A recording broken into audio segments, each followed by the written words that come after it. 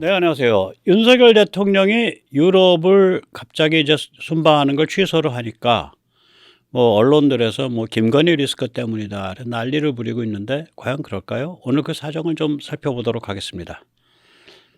그거 다루는 언론들 참 가관입니다. 네. YTN 특히 기자단이 패닉 상태다. 그다음에 대통령실이 기능이 정지된 듯하다. 이게 김여사 리스크 때문이냐? 뭐 이렇게 YTN은 다뤘고요. 한겨레는 독일 방문 나흘 앞 돌연 연기. 김건희 여사 동행 부담됐나. 뭐 거의 그냥 그러니까 영부인을 사냥하는 거야. 몰아서 참나. 이 좌파적 성향 사람들이 정신승리가 오집니다. 네, 정신승리가 오진 거예요. 이게 그냥 딱 요게 그 요렇게 그렇게 돼 있는 거지. 뭐 저거 저 사람 잡아 죽여야지. 딱 거기에 이렇게 그 강박으로 그 딱 관점이 굳어져 있는 거죠. 뭐 그분들께 죄송하지만 이 윤김 커플이 굉장히 그 어떤 심리적인 특히 김 여사가 그 건강을 상할 정도로 심리적 압박을 많이 받을 거예요. 마음 상한 일이 많을 겁니다. 근데 이제 그 커플이 뭐 보통 커플이 아니어 갖고 이 정도 스트레스 압박은 뭐 거뜬히 넘길 사람들이다. 그런 문제 아니다 이거. 오늘 그 사정을 좀 살펴보도록 하겠습니다. 먼저 세례탈출 자유구독료 부탁 말씀 좀 올립니다.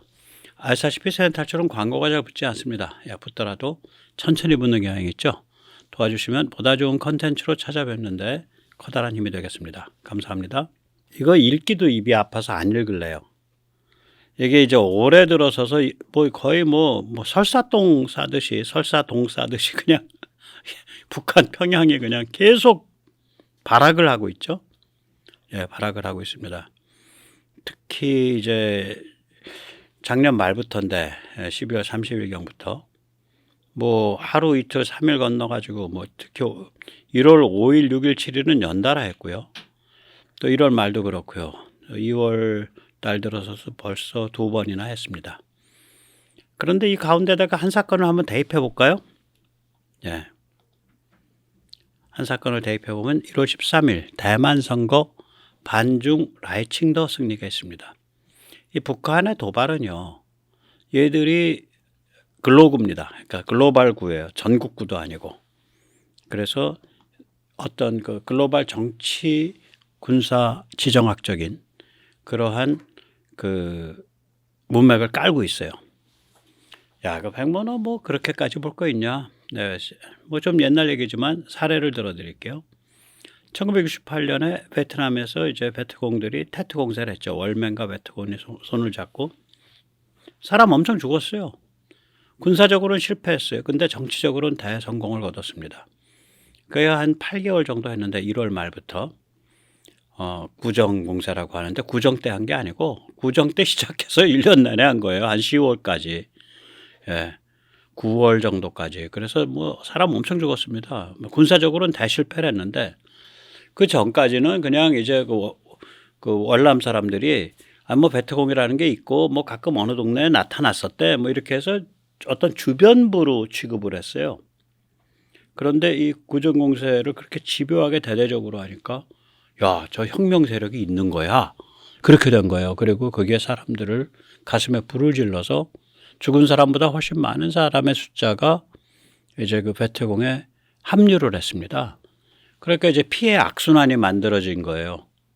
사람이 10,000명이 죽으면 50,000명이 늘어나고 50,000명이 죽으면은 200,000명이 늘어나고 이게 피해 악순환이죠. 이때 북한이 또 찬조 공세 엄청 했죠. 네. 구정 공세 이제 이게 1월 말일쯤 시작됐으니까 한 열흘 전쯤에 내래 박정희 목대로 왔수다 그 김신조 청와대 습격 사건이 있었고요.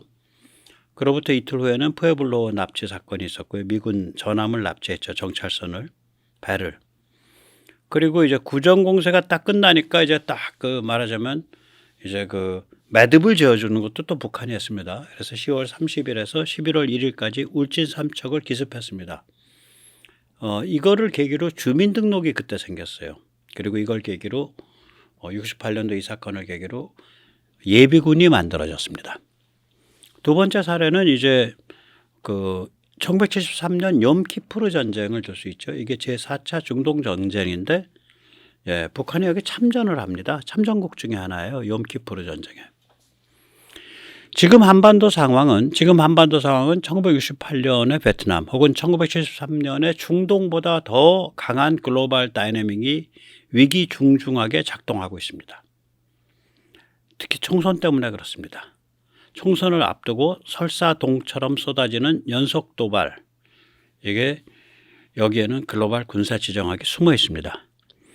올해 3대 선거는 1월 대만, 4월 한국, 11월 미국입니다. 그런데 그 중간이 된 한국이 정말 판세가 크게 걸려 있는 겁니다. 예. 이 4월 총선 앞두고서 항공모함이 6척이 나오죠.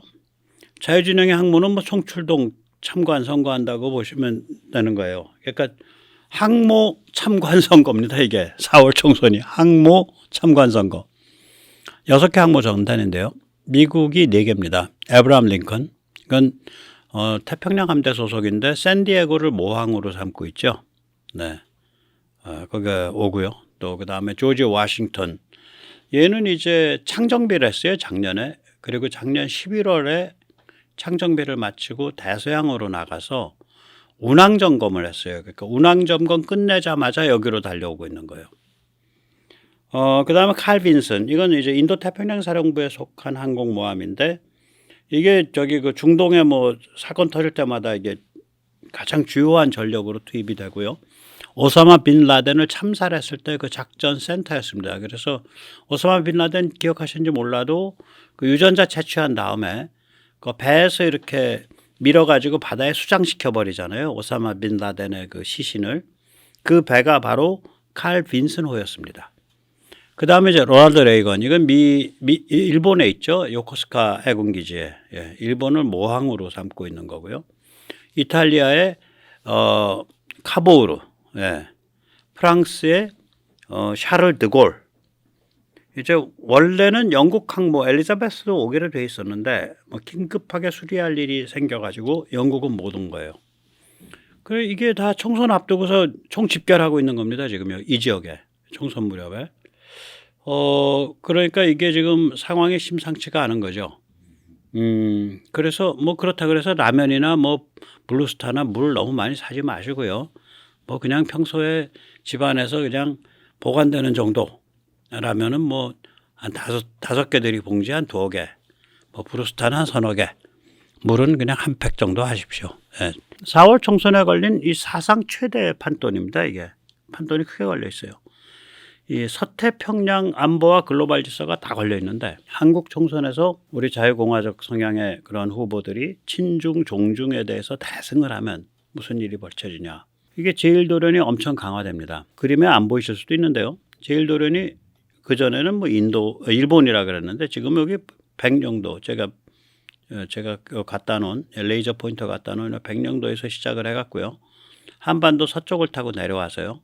제주도를 감싸서 돌아서 일본 사세보항으로 건너갑니다. 일본 사세보항이 미 해군 기지가 있는 데입니다. 그리고 오키나와 열도를 쭉 타고 내려가서 대만 타이페이로 갑니다. 그 다음에 대만 남쪽의 카오슝에서 출발해서 필리핀 루손을 거쳐서 필리핀 열도를 타고 내려가 가지고 그 다음에는 보르네오 북쪽 해안을 따라 달립니다. 보르네오 북쪽은 말레이시아 거죠. 그리고 나선 거기서 싱가포르로 건너뜁니다. 그러니까 사실 인도네시아는 제1도련에 뭐 크게 속해 있질 않아요. 싱가포르 지나면 다시 말레이가 되고 그 반도가 말레이 쪽을 지나면 다시 태국이 되는데 태국도 큰 의미가 없어요. 왜냐하면 어차피 캄보디아 앞바다를 건너뛰어야 됩니다. 그래서 이 말레이 국경 쪽에서 캄보디아 앞바다 건너뛰어갖고 그러면 이제 베트남이죠. 베트남 해변을 따라서 쭉 올라갑니다. 이게 이제 제1도련이죠. 그래서 이 타이페이까지 백령도에서 타이페이까지가 제1도련의 북쪽 절반이고요. 사실은 절반이 안 되죠. 전체가 거의 한 10,000km 되는데 이 백령도에서 타이페이까지가 이 라인이 한 2,500km 됩니다. 예. 그러나 어쨌거나 이게 제1도련의 동부가 전장이죠. 이 전장의 주춧돌이 한국이죠. 일본은 벌써 백으로 빠지는 거예요. 오키나와를 또 빼고 나면, 큐슈랑 오키나와 빼고 나면 일본은 제1조선에 들어가질 않아요. 요즘 그렇게 됐다고요. 이건 백모의 얘기입니다. 다른 데 어디서도 못 찾으실 얘기예요. 그게 이제 북쪽 파트고, 제1도련의 남쪽 파트는 남중국해를 둘러싸고 있는 데죠, 이게. 예.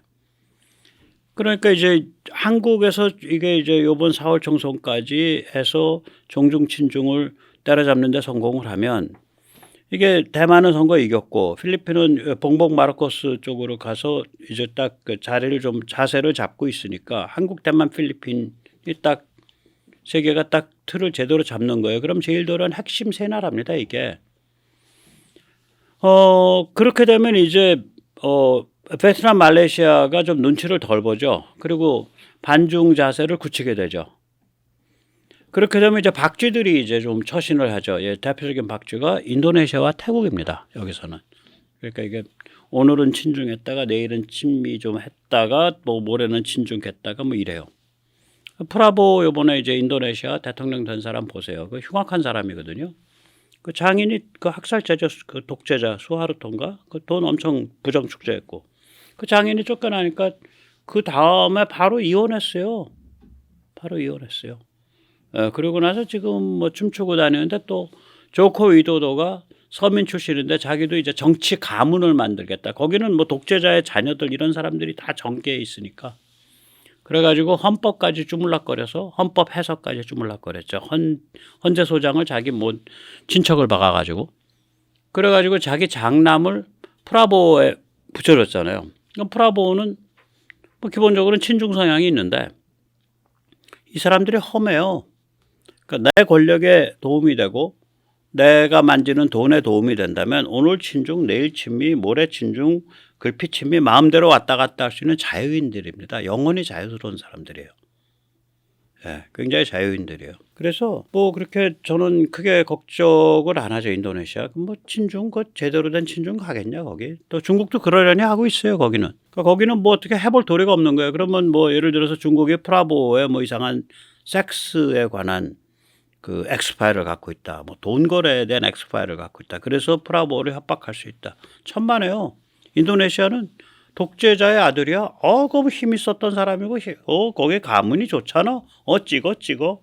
그런 개념이 없어요. 그 엑스파일도 안 통해, 거기는. 그러니까 내 맘대로 하는 거지, 뭘. 한번 권력 잡으면. 그래서 이제 아무튼 간에 이런 일들이 이제 줄줄이 도미노처럼 펼쳐지는 거죠. 그래서 제1도련이 굉장히 강화되는 거예요. 이번 총선 결과에 제1도련이 강화된다니까요. 뿐만인가? 그 정도가 아니죠. 이제 한국이 딱 이제 그 국회가 딱 받쳐주니까, 예를 들어서 지금 뭐 민주당이 아마 뒷다리 잡고 있을걸요. 그래서 그 스튜리브냉 그 융자 원래 무기 팔 때 다 융자 끼워서 팔아요. 누가 현찰 내고 살 수 있는 데가 몇 군데 없어요. 장기 저리 융자를 끼워서 팝니다. 왜냐면 무기라는 건 일반 상품과 다르니까.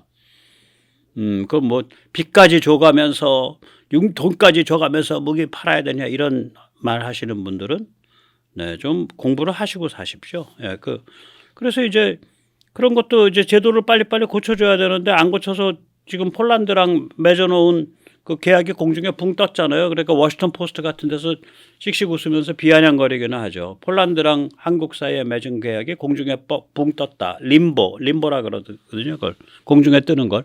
원래는 이제 천당 못 가고 지옥에 가야 되는데 지옥도 못 가고 지옥 앞에 있는 그 이상한 데서 이제 구더기처럼 디글디글 이제 뒹구는 그 연옥, 거기를 이제 림보라 그러죠. 예.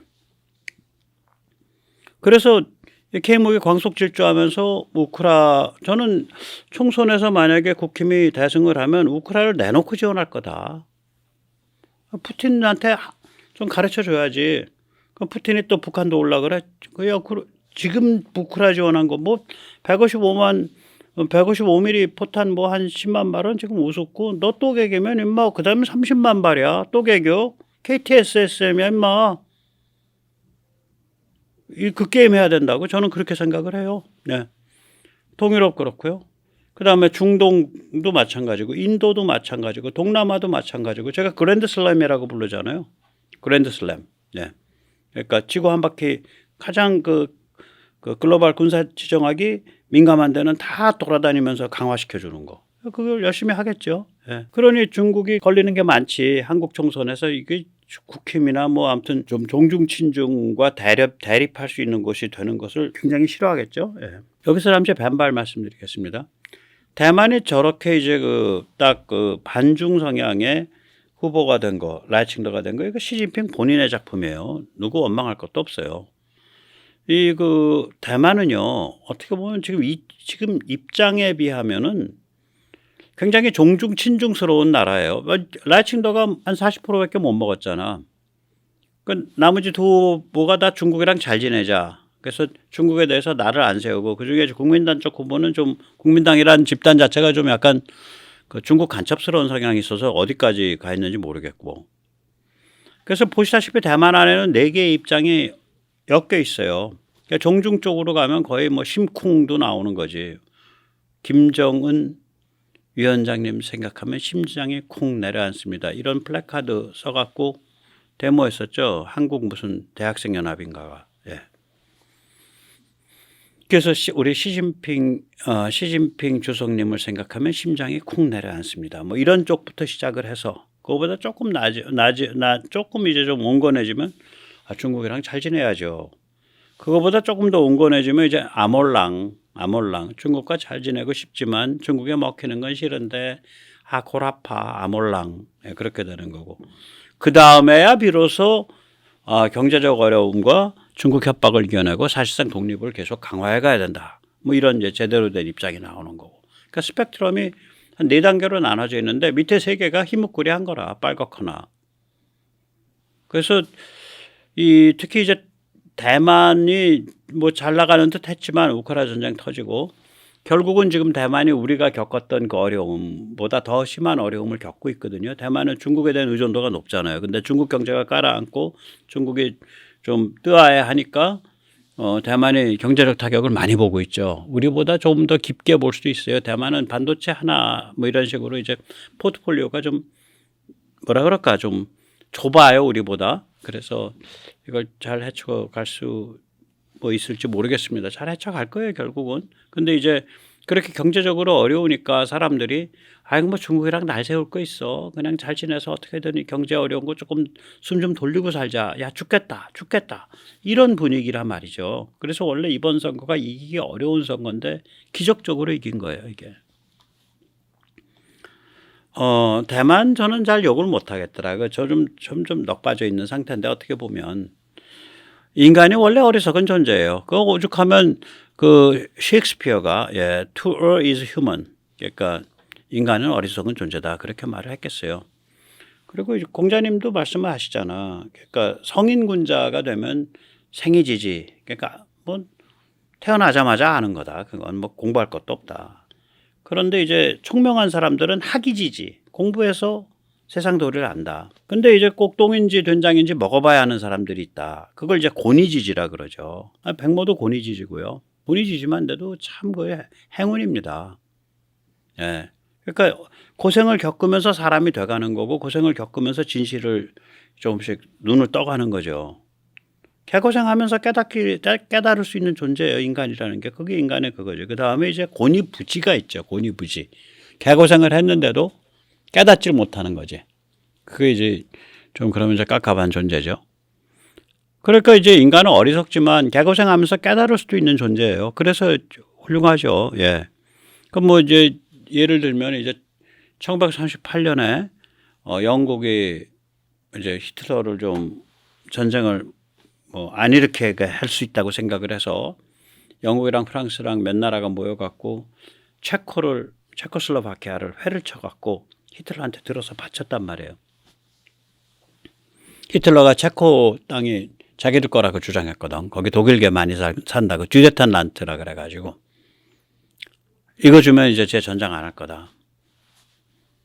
어리석은 짓 한 거지. 그 다음에 바로 전쟁 시작했잖아요. 히틀러가 1939년에.